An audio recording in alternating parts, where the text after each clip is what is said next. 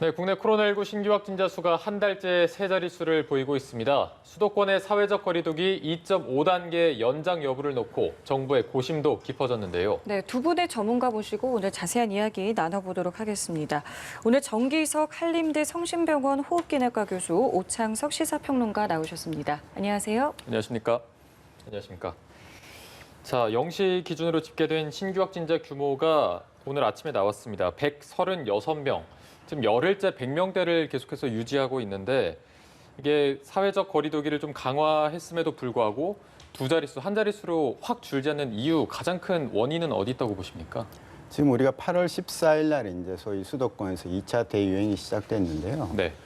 그때에 이미 6월 말, 7월 말, 8월 초에 조용한 감염이 사회적으로 많이 퍼져 있던 것이 지금까지 끊이지 않고 계속되는 것이 가장 큰 것이고요. 네. 우리가 뭐 인정하다시피 경각심이 많이 떨어졌으니까요.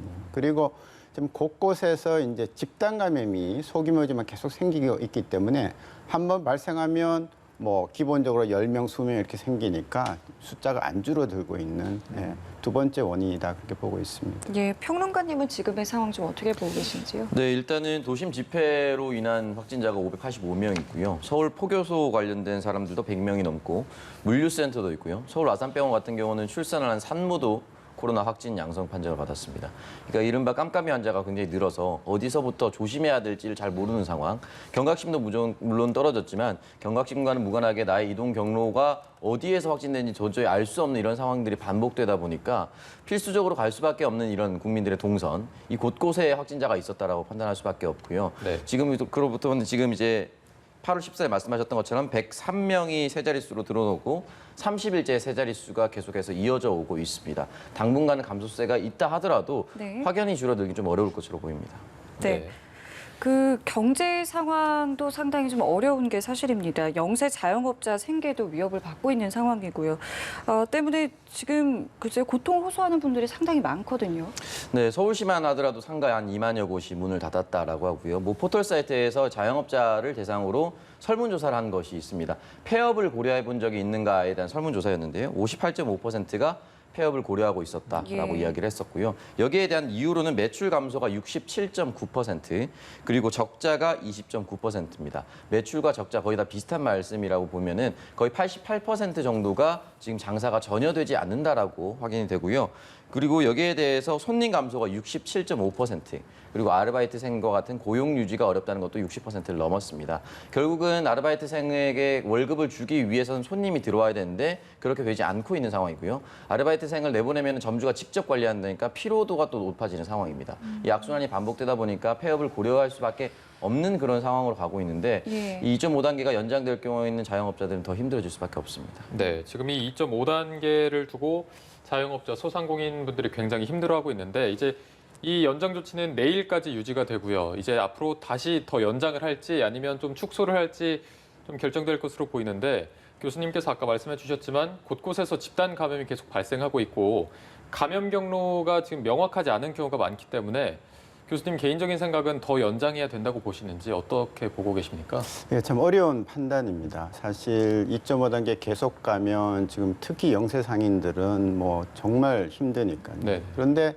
이거를 줄이려면 특히 지금 우리가 시작했던 수도권이 제일 중요한데요. 수도권에서 오늘도 86명 정도가 나오고 있습니다. 이 숫자 가지고는 상당히 불안하거든요. 언제 한번 딴 곳에서 크게 터질 가능성이 늘 있기 때문에 이 숫자가 적어도 한 6, 70명 가까이 안정되게 좀 유지하는 걸 보면 2.5단계를 좀 낮출 수 있다고 저는 예상은 합니다. 다만 내일 아침까지 보고 이제 우리가 이제 연장할 거를 결정을 한다면 내일 떨어진다면 저는 한번 좀 완화된 2.5단계 정도로는 갈 수 있다. 두 자릿수로 떨어진다면은 바뀐다고 보시는 건가요? 조금 더 낮은 두 자리 더 숫자이죠. 낮은. 그러니까 전국적으로 지금 100명이 넘는 것은 저는 오히려 그거는 크게 우려할 게 아니라고 봅니다. 왜냐하면 각 지자체에서 자기들이 담당하는 구역에서 충분히 방역하고 그다음에 병원에 옮기고 치료하고 가능하거든요. 네네. 그래서 오히려 한 곳에서 집중적으로 생기지 않아야 되는데 역시 수도권이 걱정이 된다는 것이죠. 지금 보시면 사망자도 많이 늘고 있고 위중증 환자는 살짝 줄었지만 사실은 사망자가 증가하면서 줄어 보이는 것이 그렇게 많이 준 건 아니거든요. 그래서 그 부분이 좀 염려가 되는 부분입니다. 수도권의 확진자 수가 중요한 판단 지표가 된다는 말씀이신데 그러면 어느 정도 수가 됐을 때 우리가 그나마 좀 안정권이다라고 보면 되는 걸까요? 저는 서울, 경기와 합쳐서 한 예. 60명 선. 60명 선 아래로 내려가야 네, 안정권이다. 그렇게 봅니다. 그 이유는요. 지금 우리가 서울에서만 100명 내지 150명이 계속 발생을 해왔다가 지금은 예. 줄었지만서요. 예. 그러니까 병실 부족 얘기 나오고 소위 깜깜이 환자가 나오잖아요. 그러니까 이 원인이 추적되지 않는 원인은 그 이유는 진짜 원인을 모를 수도 있지만 역학조사를 충분히 못하는 거예요. 인력이 부족하고 그만큼 역량이 안 되니까. 그래서 차라리 그 역량을 많이 늘여놓으면 환자가 조금 더 늘더라도 우리가 따라가면서 치료하고 깜깜이 환자 밝혀내고 이렇게 하면 되는 것이거든요. 근데 그 숫자를 지금 보니까 100명이 넘으니까 감당을 못하니까 한 60명대, 예. 크게 양보해서 한 70명대만 되면 네. 그다음부터는 좀 낮출 수 있지 않나 그렇게 보는 것이죠. 예, 평론가님께서는 지금의 이 거리두기 2.5단계 연장과 유지, 축소 어느 쪽이 좀 옳은 판단이라고 보시는지요? 참 어렵습니다. 이 부분에 대해서 이제 경제 지표가 이제 하반기니까 속속들이 경제 지표가 발표가 되고 있는데 예. 하반기 경제 회복률, 경기 회복률이라든지 통합 재정 수지라든지 모두 더 악화될 것이라고 얘기를 합니다. 다른 나라와 비교해서 OECD 국가 평균적으로 우리나라가 훨씬 더 방어를 잘하고 있다 하더라도 그 평균 지표보다 높다고 해서 자영업자의 마음이 완화되는 건 아니거든요. 그런 부분에 있어서 사실 2.5단계도 어떻게 보면 정부가 고심해서 새로 만들어낸 것입니다. 우리나라가 코로나가 확산되고 나서 일상적 거리두기, 사회적 거리두기, 뭐 대국민 거리두기 이런 용어를 했다가 1, 2단계, 3단계까지 다시 또 명칭을 통일했습니다. 네. 그래서 2단계에서 고민하다가 3단계로 가야 될 것을 좀 절충해서 2.5단계로 만들었거든요. 근데 지금 2.5단계도 지금 자영업자는 자영업자대로 힘들고 방역 당국도 방역 인력이 지금 힘들기 때문에 또 이대로 추세로 갈 수는 또 없습니다. 또 지금 보면은 확진자 수에 위중증 환자가 굉장히 또 많아져서 병상이 이제 얼마 남지 않았다. 또 이런 이야기도 나오고 또 방역 당국에서는 이제 무증상 그리고 경상 환자 같은 경우는 집에서 있어도 된다. 이런 얘기까지 나오고 있거든요. 결국은 일반 병상이 부족하다는 겁니다. 이렇기 때문에 앞으로 지속되긴 어려운데 중요한 건 이 기준을 마련하기가 쉽지 않을 겁니다. 예를 들어서 지금 벌써부터 카페나 음식점 완화해줘야 된다라고 하는데 지금 실내 스포츠 센터를 운영하고 있는 자영업주들은 또 일부 지자체를 찾아가서 항의하는 것이 있거든요. 광주 같은 경우는 어제였습니다. 태권도 협회 회장들이 모두 광주시청 앞으로 찾아가서 힘들다라고 얘기를 했고요. 그리고 골프장 업주는 자해 소동까지 있었고 PC방 업주, 헬스클럽 관장 및 종사자들이 탄원서도 제출했습니다. 그렇기 때문에 열어줄 거면 다 같이 열어줘야 되고 일부 그 업종별로 나누는데 그 업종에서 누군가는 열어주고 누군가는 열어주지 않는다. 이건 굉장히 불가능한 일이기 때문에 정부가 아마 숫자가 확 낮아지지 않고서는 이 2.5단계를 어떻게 해야 될지 갈길 잘 잡기도 힘들 겁니다. 네, 지금 이 균형을 찾는 게 조금은 어려워 보이는데 지금 더 걱정인 게 서울 신촌 세브란스 병원에서 4명이 또 추가로 확진돼서 총 23명이 됐습니다. 이게 확진자 중에 일부가 증상이 있는데도 출근을 했다고 하거든요. 병원 같은 경우는 더 방역 수칙을 잘 준수해야 되는데 이렇게 병원에서 계속해서 확진자가 나오는 현상은 어떻게 보고 계십니까? 큰일이죠. 특히 이제 증상이 있는데 출근을 했다는 것은 개인적인 판단일 수도 있겠지만 네네. 근로 환경 자체가 아파도 가지 않으면 내가 없으면 일이 안 돌아가는 그런 예. 환경을 만들어 놨을 수가 있습니다. 네. 우리가 처음에 방역 당국에서 아프면 출근하지 말고 쉬기 네. 이런 캠페인을 벌였습니다. 근데 이제 작업장마다 사업장마다 그게 안 되는 데가 많잖아요. 그래서 세브란스도 만일 그런 환경이었다면 당연히 개선을 해야 될 거고요. 그 외에도 지금 보면 그 많은 환자들이 매일 왔다 갔다 하고 보호자들이 있고 입원 환자 있는 그런 병원에서 이제 지금 여기저기서 생기고 있으니까 만일 그 바이러스가 중증 환자들이 있는 안병동이나 중환자실로 들어간다면은 굉장히 많은 환자를 발생시킬 수 있기 때문에 정말 정신 바짝 차려서 빨리 병원 내에서 바이러스를 다 퇴치할 수 있도록 잘 할 것이라고 믿습니다. 네, 네. 말씀을 하신 것처럼 이게 몸이 아픈데도 그러니까 증상이 있는데도 근로 환경, 그러니까 쉴 수 없는 근로 환경에 대해서 저희가 좀 얘기를 해봐야 될 것 같아요. 네, 이 부분에 대해서 사실 또 업종별로라든지 특히 자영업자 본인이 직접 운영하는 분들은 쉴 수가 없는 상황이 맞고요. 그리고 지금 가을철에 이제 독감 시즌이 오고 있다라고 합니다. 독감의 발열 증상이라든지 코로나 초기 증상이 구분이 되지 않는 점도 아마 또 선택하기 어려운 부분이 있는데 일단 지금 뭐 말씀하셨던 신촌 세브란스 병원 같은 경우는 병원입니다. 그렇기 때문에 개인 방역을 지켜야 되는 것이고 또 병원 같은 경우는 각별히 사람들이 많이 드나들 수밖에 없는 것이고 또 확진자들이 확진 검사를 받기 위해서 또 오는 곳이기도 하기 때문에 병원 같은 경우는 자영업자와 비교해서 훨씬 더 월등하게 좀 검진에 나서야 된다고 저는 생각이 들고 여기에 대해서 국회 차원에서도 노력을 해야 된다고 얘기를 하면서 국회의원 전수조사를 해야 된다 이런 이야기도 나오고 있거든요. 그러니까 국회의원 전수조사 300명 하는 비용을 들었을 때 국민들에게 주는 안도감이라든지 이런 부분이 충분히 있다라고 해서 이건 아마 국회 차원에서 논의가 되고 시행이 될 수도 있다고 저는 생각이 듭니다. 네. 자, 그리고 또 이게 확진율 96%를 기록했던 대구의 동충하초 사업 설명회와 비슷한 사례가 또 경주에서 확인이 됐습니다. 장례삼 사업 설명회에 참석한 50대 여성이 이제 또 확진 판정을 받은 건데 이게 계속해서 이런 사업 설명회와 관련된 데서 집단 감염이 일어나고 있는 거죠? 네.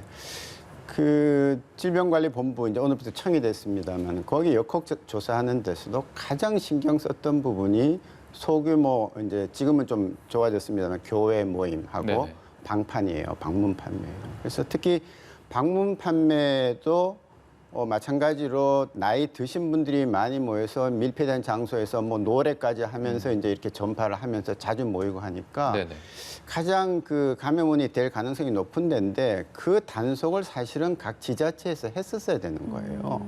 이 얘기가 나온 게 벌써 몇 달이 됐는데도 아직도 이렇게 한다는 것은 물론 행정력이 좀 못 따라갈 수도 있겠지만 읍면동 사무소에 일하는 분들은 아마 알 거예요. 어디서 이런 일이 벌어지는지. 그러면 가서 좀 단속도 하고 이렇게 했으면 이런 게 자꾸 안 터질 텐데 지금 내버려 두면 가을, 겨울이 와서 호흡기 바이러스가 다른 바이러스가 같이 돌기 시작하면 더 크게 터집니다. 왜냐하면 초기에는 이게 코로나인지 아닌지 알 수가 없으니까요. 그래서 지금이라도 좀 읍면동 책임지고 있는 분들은 다니면서 좀 단속할 필요가 있지 않나 그렇게 봅니다. 네, 네. 사실 이게 좀 더 의식적으로 하지 말아야 되는 건데 계속해서 벌어지고 있고 말씀해 주신 대로 방역에 어떤 어느 정도 허점이 생겼다고 볼 수 있을까요? 단속하는데 문제가 있는 건 아닌지. 일단은 신고는 된 것으로 확인이 되고요. 네. 지금 경북 칠곡군 동명면 소재 평산 아카데미에서 이루어졌다라고 하는데 만약에 이런 사업 설명회가 있으면은 일단은 소재지에 있는 공무원이 참석을 하든지 또는 여기에 확진 그 주최를 하는 사람이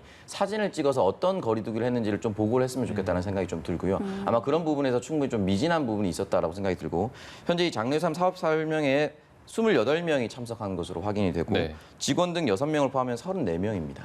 그렇기 때문에 이 34명에 대한 결과를 좀 더 기다려봐야 되는데 일단 확진 판정을 받은 경북 67번 환자 예. 확진자의 동선도 지금 공개가 됐는데 지금 이 사업 설명회 이후에 염색 전문점도 또 방문한 것으로 나타났습니다. 그렇다면 이 염색 전문점은 또 어떠한 성격이었는지 예. 보통은 그냥 미용실로 표현만 하는데 이 면색 전문점이라는 표현은 염색 전문 관련된 제품을 파는 곳인지 이런 부분도 좀 확인을 해서 비슷한 규모의 사업 설명회가 있었다. 또는 방문 판매 또는 이제 개인 간의 판매 루트가 있는 그런 제품이었다라고 하면 여기도 또 빠르게 조사를 해서 동선 공개를 해서 네. 확진 판정이 그러니까 진단을 빨리 받도록 해야 된다고 생각합니다. 그러니까 면밀한 조사가 필요한 시점이다라는 말씀이신데 그 참석한 34명 가운데 또 한 명은 서울에 거주를 하고 있다고 하고 이분 역시 확진 판정을 받았다라고 하기 때문에 저희가 또 N차 감염에 대한 우려도 생각을 해봐야 되겠군요. 예, 결국 지금 이번에 2차 대유행은 수도권에서 시작한 겁니다. 예. 그래서 그분들이 수도권과 각 지방을 왔다 갔다 하면서 이제 이런 그 감염을 계속 전파하는 걸 벌이고 있는 거니까요. 특히 수도권에 다녀온 분들하고는 좀 접촉할 때도 좀 조심해야 될 걸로 그렇게 봅니다. 예, 알겠습니다. 자, 그리고요, 경남 함양군에서는 택시 기사가 확진 판정을 받아서 사회적 거리두기가 시행이 된다라는 내용인데요. 일단은 함양군에서는 두 번째로 발생한 확진자인데 택시 기사이기 때문에 또 접촉자분들과 상당히 또 밀폐된 공간에서 함께 있었고요. 또 여러 가지 좀 우려가 되고 있습니다. 예, 지금 최근에 택시가 문제가 되고 있는데요. 예. 택시는 굉장히 그 우리 방역 당국에서 피하라 하는 조건을 다 갖고 있습니다. 밀폐, 밀접하고 있죠. 그렇죠. 밀집되어 있죠. 작은 장소에서. 비록 승객하고 기사분하고 두 명이긴 하지만 워낙 공간이 좁기 때문에 밀집되어 있는 겁니다. 게다가 환기까지 안 되고 있기 때문에 바이러스가 퍼질 수 있는 가장 최적의 환경을 갖고 있는 겁니다. 특히 이제 겨울이 오면 추워서 문을 못 열기 때문에 더더욱 그런 환경이 있겠고요. 그래서 한번 잘 봐야 될 거예요. 마스크를 두 사람이 다 끼고 있어도 네. 내가 환자고 상대방이 건강한 사람을 다 끼고 있어도 감염이 전파될 확률이 제로가 아닙니다. 예, 꽤 있습니다. 뭐 15%, 10% 이렇게 있기 때문에 안심할 수 없다는 것이죠. 옆으로 셀 수도 있고 특히 손이 많이 가는 택시 안에서 손이 자주 접촉하는 그런 부위는 나도 모르게 만지고 그다음에 코로 들어가고 그다음에 그 승객이 내리더라도 그 안에 남아 있는 바이러스가 택시 안에서 떠당기다가 환기가 안 되면 택시 기사분이 손님이 없을 때 마스크 벗지 않겠습니까? 네네. 그러면 뭐 자연스럽게 흡입을 하게 되는 거니까 짧게 접촉을 했다고 해서 짧게 끝나는 게 아니죠. 비말은 공중에 떠서 상당 기간 떠 있다는 걸 우리가 알고 있기 때문에 그래서 택시 부분에 대해서는 각별하게 조금 더 전국적으로 한번 점검을 해볼 필요가 있겠다 싶습니다. 그런데 실제로 그 부산에서도 택시 감염 사례가 일어났을 때 마스크를 끼고 있었고 손님이 타고 있었을 시간이 한 3분, 5분 정도밖에 되지 않는데도 감염이 됐다는 거는 앞으로 뭐 택시를 이용을 안 할 수도 없는 거고 어떤 식으로 더 조심을 해야 된다고 권고를 해주시겠습니까? 예, 기사분들께서는 반드시 그 승객이 있을 때는 보건용 마스크를 끼시는 게 원칙이에요. 옆으로 새 들어옵니다. 그다음에 승객분들께서도 마스크를 반드시 끼시고 정말 마스크를 끼고 기침을 하더라도 아래쪽으로 이렇게 해주셔야 돼요. 그냥 마음대로 이렇게 하면 또 새 나올 수 있는 거거든요. 그리고 손위생입니다. 뭐 요즘은 그냥 터치로 그 요금 계산이 되기도 하지만 신용카드나 현금을 주고받잖아요. 네. 그럼 환자 손에는 늘 바이러스가 묻어 있어요. 그러면 그걸 받고 난 다음에 나도 모르게 얼굴에 갖다 대면 또 걸리기 때문에 그런 몇 가지 단계를 잘 조심을 하시면 택시 기사분들께서도 조금 안심하고 운행을 할 수 있지 않을까 보는 거고요. 이제 특히 중요한 거는 환기입니다. 문을 항상 열어서 환기 늘 시키고 웬만하면 문을 열었다 닫았다 하면서 계속 환기를 해 나간다면 바이러스가 일부 있는 게 바깥으로 다 도망갈 거 아니에요. 예, 그러면 감염 위험에서 많이 줄어든다 이렇게 보는 예, 것이죠. 그러니까 말씀하신 것처럼 승객분들 또 기사분들 모두 경각심을 계속 가지고 있어야 된다는 말씀이신 것 같고요. 네, 일단은 이 부분에 대해서는 이제 함양군 지리산 택시 소속 두 분인 것 같은데요. 지금까지 이 택시 기사가 8월 31일부터 9월 10일까지 매일 택시 운행한 것으로 지금 확인되고 있습니다. 약 12일간 동안 택시 운행을 했기 때문에 이 12일간 만약에 이 사람의 택시를 탄 사람들은 전수조사에 들어갈 텐데 전수조사가 정확히 또 안 될 수가 있어요. 우리가 택시 탈 때 택시 번호를 기억하거나 택시 기사님의 이름을 기억하고 타진 않거든요. 네. 그러니까 본인이 카드 결제를 하지 않고 만약에 현금 결제를 했다고 하면 내가 어떤 택시를 탔는지 기억하지 못할 가능성도 있습니다. 그렇기 때문에 방역당국은 이 지역에 대해서 조금 더 철저하게 진단을 할 필요가 있다고 생각하고요.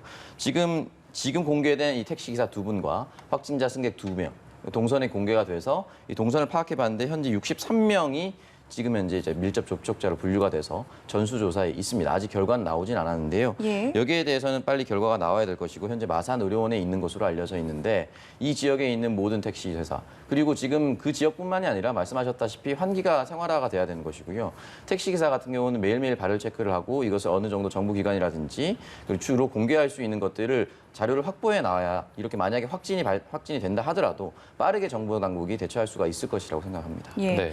자, 그리고 추석을 앞두고 우려의 목소리가 상당히 좀 높습니다. 정부에서는 좀 이동을 자제할 것을 공고한 상황이기도 한데요. 교수님 보시기에는 글쎄요, 좀 이번 명절은 좀 어떻게 보내야겠다, 어떻게 보내는 게 좋겠다, 좀 어떻게 생각을 하시는지요? 예, 이번 명절은 가족과 함께 현재 거주지에서 보내셔야 됩니다. 네, 그래서 이동하지 말고. 네. 그래서 특히 지방에 이제 많이 내려가시지 않습니까? 민족의 대이동 가장 좋은 한가위철인데요.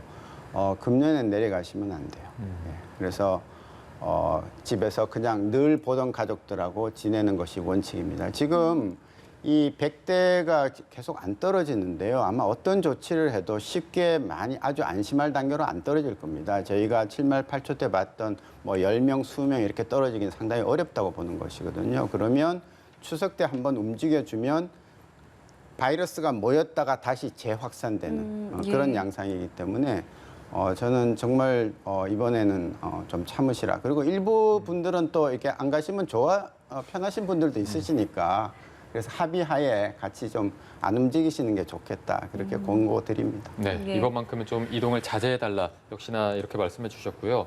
이번 추석 같은 경우에는 뭐 고속도로 통행료도 받는 징수가 되는 걸로 전해지고 있고 많은 부분이 바뀔 것으로 보이는데 좀 구체적으로 어떤 풍경이 바뀔 거라고 보십니까? 일단 사실 원래 있었던 서비스긴 한데요. 이 벌초 대행 서비스가 굉장히 활발해질 것이라고 보고요. 벌초를 하다 보면은 뭐 비말이라든지 땀을 많이 흘릴 수밖에 없는 상황이기 때문에 현재 이제 벌초 대행 서비스가 굉장히 많아졌다라고 하고 부모님께 이제 영상 통화 같은 걸 이제 알려드려서 영상 통화로 이제 연락을 좀 꾸준히 할 수 있는 이런 방법을 택하겠다 이렇게 얘기를 했습니다. 실제로 리얼미터에서 추석 기간에 이동 제한 찬성 여론조사를 했었는데 찬성이 71.3%였습니다. 그러니까 압도적인 여론을 볼 수가 있다고 했고요.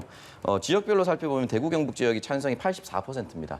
아무래도 도심지가 아니라 또 귀성해야 되는 지역이다 보니까 오지 말라는 여론도 사실은 많다라고 볼 수가 있는 것이죠. 그리고 대구 경북 지역에 원래 거주하고 있는 사람들이 불편함을 느낄 수도 있는 부분이 있습니다. 그렇기 때문에 쭉 지켜줬으면 좋겠고 연령별로 보면 20대가 80%가 찬성을 하고 있습니다. 그러니까 이동하고 싶지 않은 마음을 표출한 것이고 본인도 사실 걱정이 될 거예요. 20대 같은 경우는 그냥 어려서 싫다라고 보기는 취업 준비생이 많을 거고요. 직장인들이 많을 거고요. 만약에 확진됐다고 하면 모든 것이 올스톱이 되기 때문에 굉장히 좀 불편해하고 있습니다. 그렇기 때문에 뭐 벌초 대행 서비스, IT를 통해서 부모님을 그냥 만나지 않고도 얼굴을 마주할 수 있는 이런 것들을 많이 채택하고 있는 것으로 보입니다. 예. 네. 자, 추석 이야기까지 저희가 해봤고요. 이렇게 이제 계절이 추석에 다가오면서 찬바람도 불고 있습니다. 때문에 가을, 겨울로 가면서 확진자가 더 급증하지는 않을까 우려하는 목소리도 있는데요. 이 부분은 좀 어떻게 보고 계시는지요? 뭐 저희같이 호흡기 내과를 늘 보는 사람들이 제일 우려했던 것이죠. 사실 8월 달에 2차 대유행이 제 생각보다는 좀 빨리 왔습니다. 되게 이제 가을에 와야 되는 건데 올 수밖에 없습니다. 왜냐하면 겨울이 되면 이제 아무래도 모여서 지내게 되고요. 추우니까. 그다음에 특히 그 바이러스가 활동하기가 습도가 낮고 건조할 때가 훨씬 더 활동하기가 좋고요. 우리 몸도 목 안이 마르면 방어 능력이 떨어지게 돼 있습니다. 여러 가지 조건을 갖췄기 때문에 우리가 지난 뭐 수십 년 동안 겨울이 되면 독감이 오고 감기를 많이 앓고 하는 것은 늘 해왔던 거거든요. 한 번도 걸러간 해가 없습니다. 그렇기 때문에 금년에도 코로나19 플러스 독감, 감기가 같이 올 가능성은 뭐 상당히 높다고 보고요. 다만 이제 조금 괜찮은 것은 사람들이 많이 마스크를 끼고 손위생을 했기 때문에 작년에 독감이 가장 낮았어요. 지난 금년 봄에. 그렇기 때문에 이거 잘 하신다면 의외로 독감과 감기가 예년보다는 굉장히 낮을 수가 있겠고 그렇다면 코로나19 방역에 조금 더 도움은 될 것이다. 그렇게 예상은 해볼 수 있습니다. 네, 이제 코로나19 종식을 얘기하려면 백신 얘기를 해봐야 될 것 같습니다. 미국의 앤서니 파우치 소장 같은 경우에는 올해 말이나 내년 초에는 백신이 나올 것으로 예상을 하는데 그래도 정상적인 일상으로 돌아가는 거는 1년 정도는 더 걸릴 것이다 이렇게 전망을 했거든요. 그 말은 백신이 나와도 계속해서 코로나19의 위험성은 지속된다 이렇게 해석을 할 수 있을까요? 예. 자, 독감을 보십시오. 독감이 치료제도 있습니다. 예방주사도 매년 나옵니다. 네. 그럼에도 불구하고 우리나라 국민 500명 혹은 1000명 많을 때는 그렇게 매년 돌아가시거든요. 그래서 백신이 나오면 많이 안심은 될 겁니다. 그런데 이 백신이라는 게 다 예방하는 거 아닙니다. 독감 주사도 예방이 안 될 때는 10명 맞으면 5명도 예방이 안 되는 해가 있습니다. 하물며 처음 나오는 이 백신이 이렇게 효과적일까요? 그런 문제 있고요. 지금 영국에서 앞서가다가 횡단성 척추염 생겨갖고 스톱됐죠. 옥스퍼드 대학하고. 굉장히 치명적인 부작용입니다. 그래서 안 나올 수가 없는 그런 새로운 신약들은 그렇게밖에 될 수 없는 거고요. 처음에 효과 있다고 몇 달 동안 맞다가 다시 없어지는 그런 신약들은 저는 수없이 많이 봐왔습니다. 그렇기 때문에 굉장히 안전성 문제도 있고 만일 효과적이라 하더라도 제가 말씀드린 독감이라는 이유 때문에 독감의 예를 들어보면 그렇게 안심하고 지낼 수 있는 건 아니에요. 다만 이제 우리가 이렇게 마스크 끼고 사람을 안 만나고 하는 그런 거는 아마 내년 말 혹은 그 다음에 봄쯤 되면서부터는 이제 좀 없이 지내도 되지 않을까 그렇게 예상을 해봅니다. 신속성만큼이나 안전성도 굉장히 중요한 것 같습니다. 네, 이 부분에 대해서 당연히 이제 안전성이 가장 중요할 것이라고 저는 생각이 들고요. 결국 이 백신과 관련된 것이 나오면은 한국의 역할이 더 중요해질 것이다라는 얘기 빌 게이츠가 남긴 적이 있는데 그 이유가 이제 기술력, 그리고 인력, 그리고 방역 능력을 고루견비한 국가가 우리나라밖에 없다라는 얘기를 하죠. 실제로 코로나 진단 키트도 대한민국에서 지금 가장 많이 생산을 하고 있고 가장 많이 수출을 하고 있는데 이 부분을 유지하면서 안전성까지 담보하려면은 일단 백신이 나온다 하더라도 부작용이 생길 수가 있지만 백신을 만들고 나서 이게 대량 생산하는데도 또 시간이 걸립니다. 그렇기 때문에 아마 예. 앤서니 파우치 소장이 내년 말까지 정확한 표현으로는 인구 다수가 집중해서 맞기 위한 시간적인 충분한 여유가 필요하다. 그것이 이제 2021년 말이라고 얘기를 한 것이거든요. 근데 이거는 결국은 백신이 올해 말이나 내년 초에 나온다는 가정하에 2021년 말이지 만약에 이게 더 늦어진다라고 했을 경우 지금 각국에서 서로 뭐 개발을 했다라고 얘기를 하지만 임상 시험을 거쳐서 지금 사람에게 직접적인 투약해서 효과를 본 게 없기 때문에 네. 이게 언제 끝날지 사실 알 수는 없죠. 네. 네, 알겠습니다. 오늘 두 분 말씀은 여기까지 듣도록 하겠습니다. 지금까지 정기석 한림대 성심병원 교수, 오창석 시사평론가 두 분과 함께했습니다. 고맙습니다. 감사합니다.